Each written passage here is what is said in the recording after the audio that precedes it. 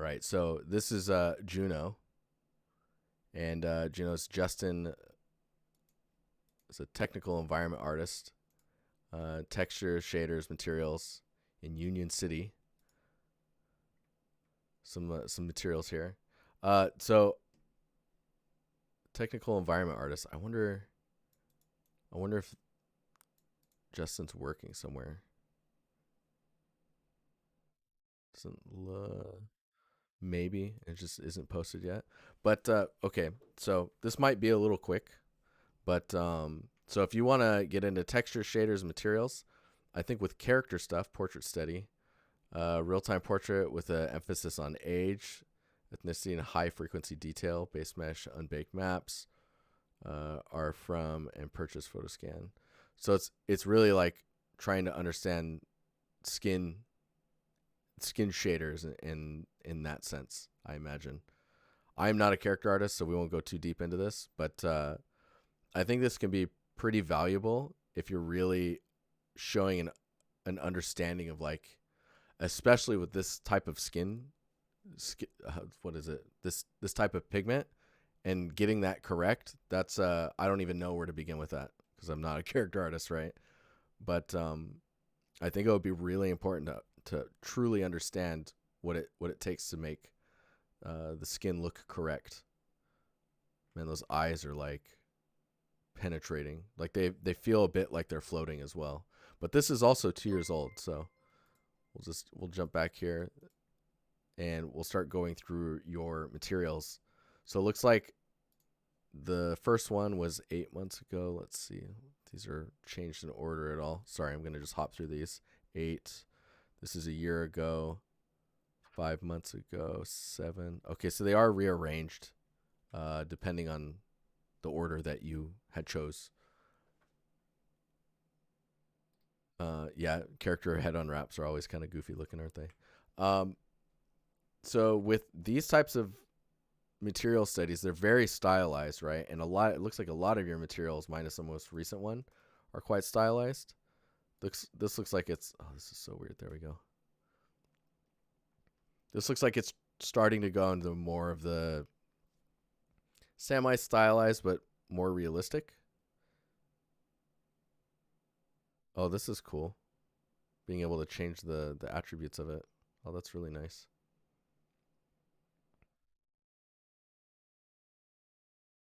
What else is in here? So this is getting a little bit more technical. If you're here, I'd ask you what your interests are when it comes to that direction, going more technical versus this stylized look, this stylized temple flooring. Ooh,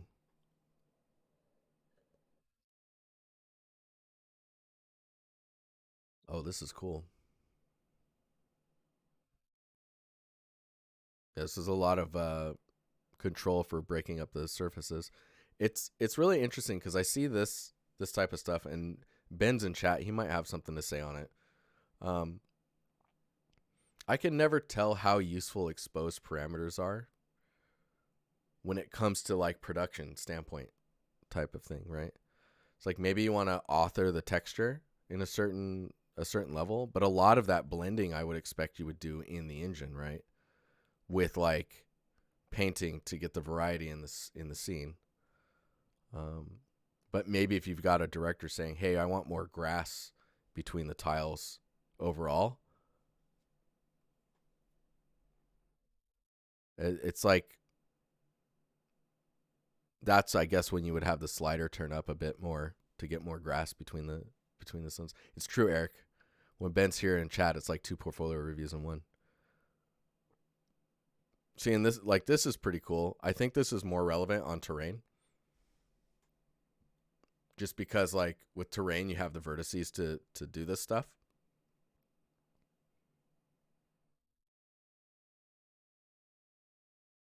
Seeing what we're looking at here, because without that you'd have to really tessellate the mesh that you're painting on, right? But see, again, I'm seeing a lot of technical interest.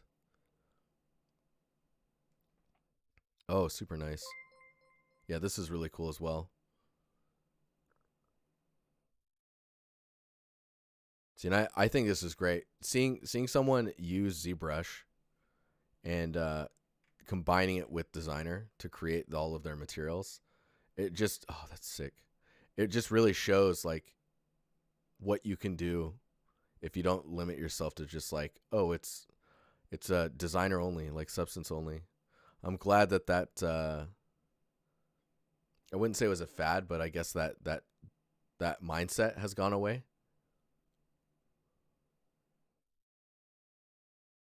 Okay, so Ben says, yeah, it really depends on what you want to do.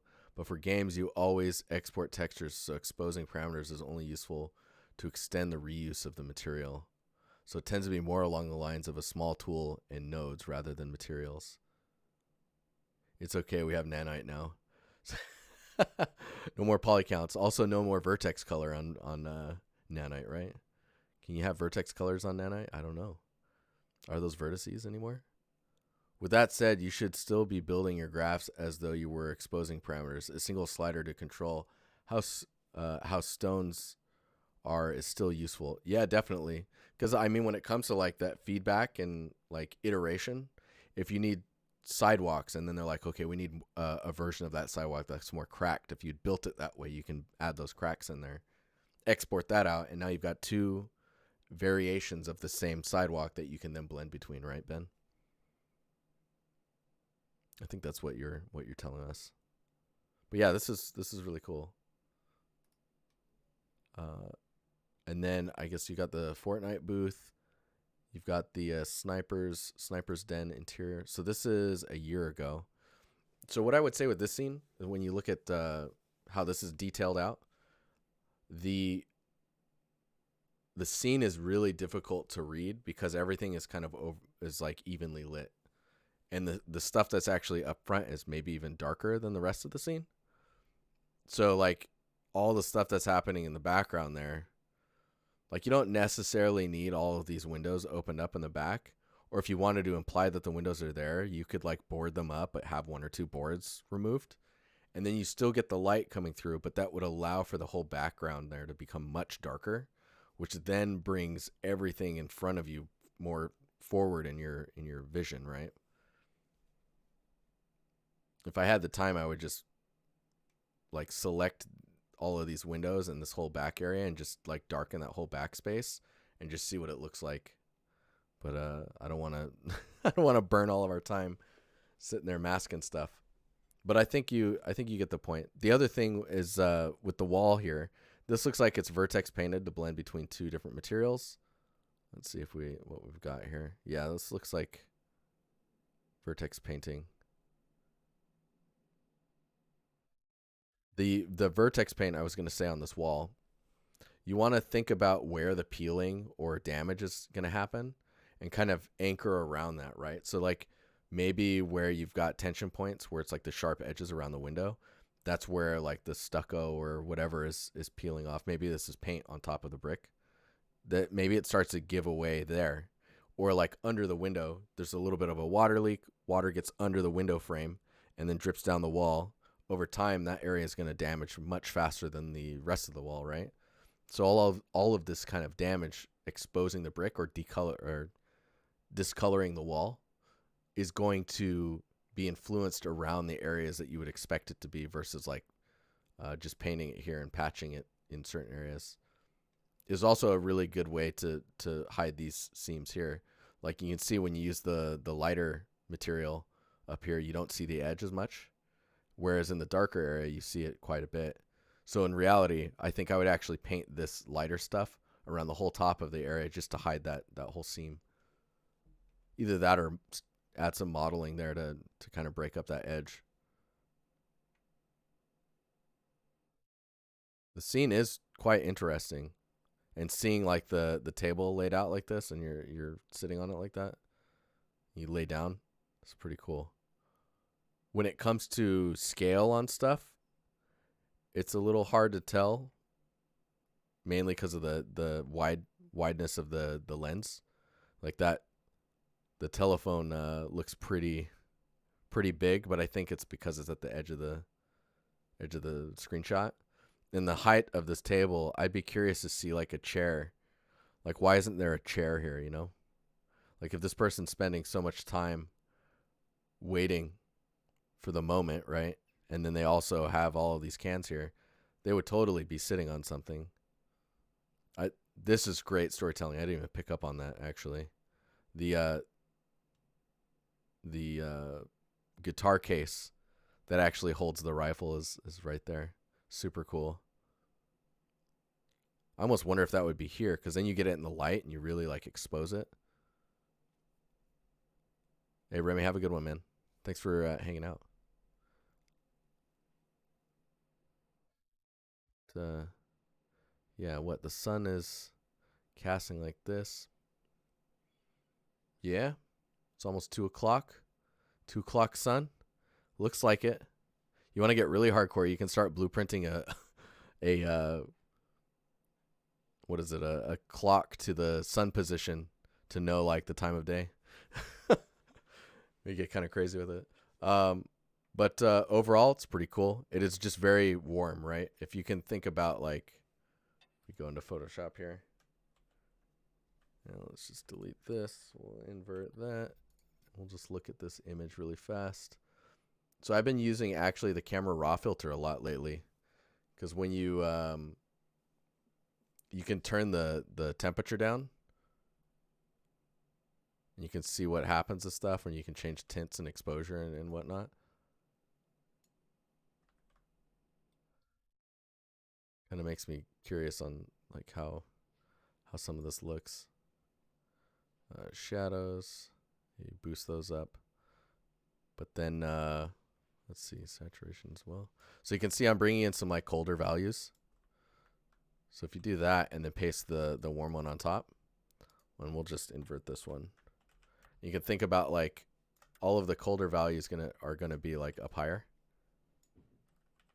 Oh, yeah, here. And you can think about the ambient color, which is going to be quite subtle, I think, in this. But ambient light is a big deal, because you're going to get a completely different kind of value from that stuff.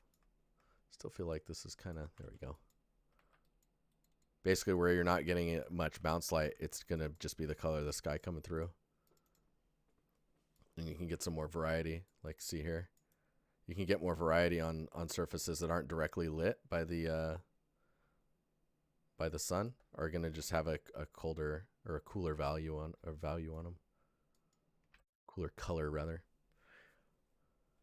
The light and base color look good, but the details get lost a bit. Feels kind of like the King's Room in the last scene review. Yeah, and I think, I mean, if you go in and like make this black and white, you can see everything's pretty similar in value. It just kind of gets lost together, right? Which is a combination of the materials and the lighting.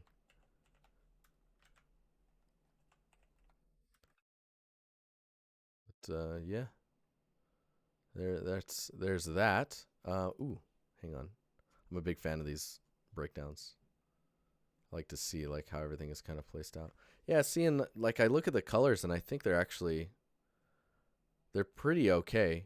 Maybe the red on here is a little saturated.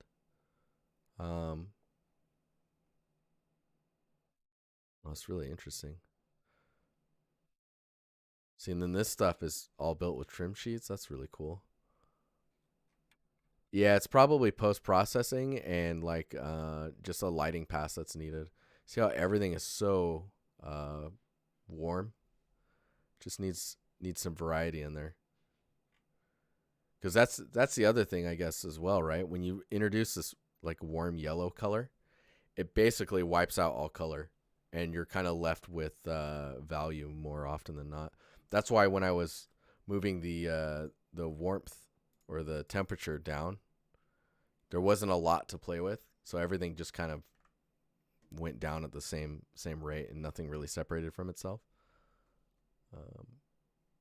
But yeah, that's cool. So I think this is pretty nice. We look at this this project here. This is cool. It's just suffering from maybe not enough geometry in some key areas. Dang, this is all the Fortune booth. got a mask for cracked glass. Recycled for webs. Nice. Oh, there's a. Oh, yeah. Was that light baked into light maps or was everything dynamic? I am not sure. See, this is nice. Getting that highlight on the glass is really cool. Did you see the difference between the two materials?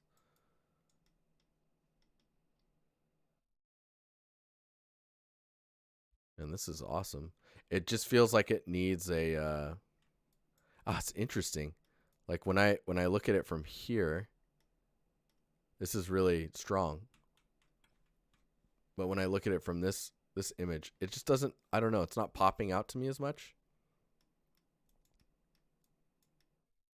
I almost wonder if like you could render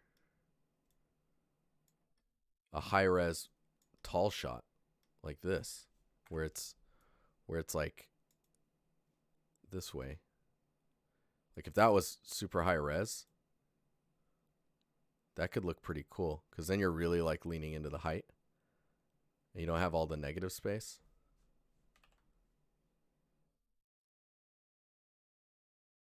Ugh.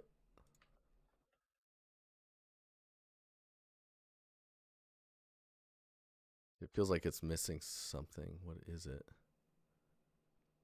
Maybe the range is just a little tempered. There's also like understanding where the focus is. So a lot should be on the face, right? Which it looks like you kind of have going here. Yeah.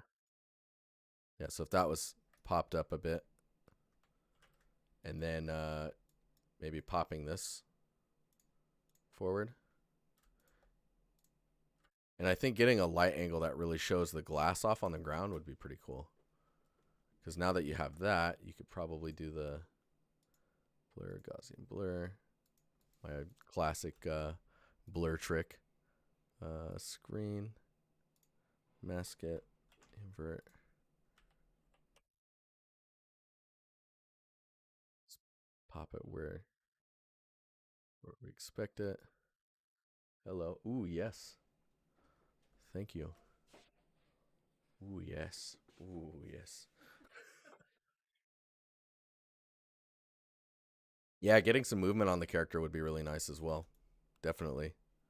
But see, now you take this and you zero it out, and then you just bring it up just enough to kind of get a bit of a glow there, but not go too crazy. Like I think I kind of went nuts and blew this out a bit, so you got to watch out for that. But see, now you can see the text. You get the focus on the character. It's pretty. It's pretty cool. It's a really strong asset. It didn't look. It's interesting. I didn't feel it at first, which is what I find really intriguing.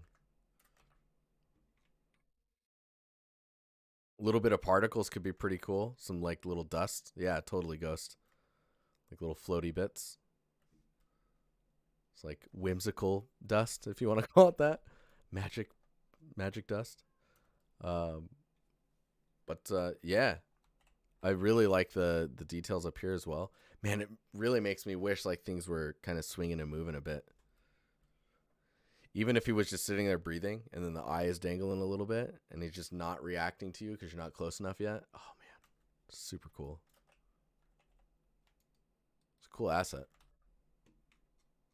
I just feel like it's not getting enough from here. Like it feels really uh, flat in its value, and it might be because the roughness is so. Like if we go here, we look at the.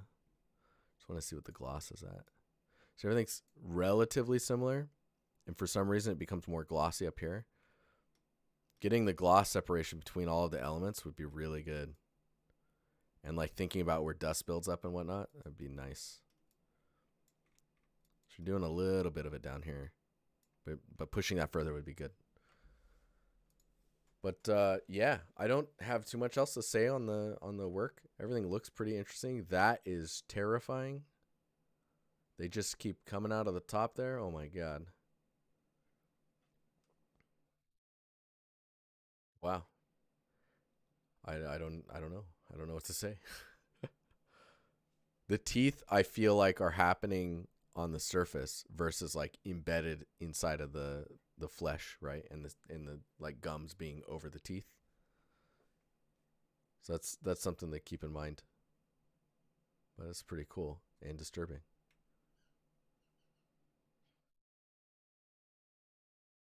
Man, that's crazy. Okay. Well, there you go. It's a dentist monster. Very good.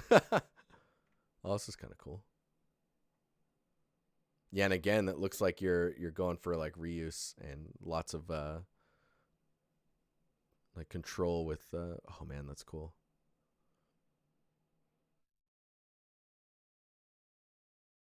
I think where you want to look at these materials is just making sure that the the surface itself reads really well.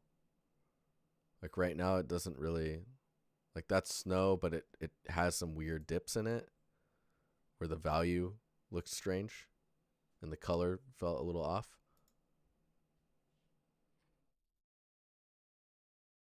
Everything's very even as well in the displacement of the pieces, but it's pretty interesting. Ask Adam about dentists. I'll talk to him soon. Don't you worry. I think next Tuesday. But yeah, pretty interesting.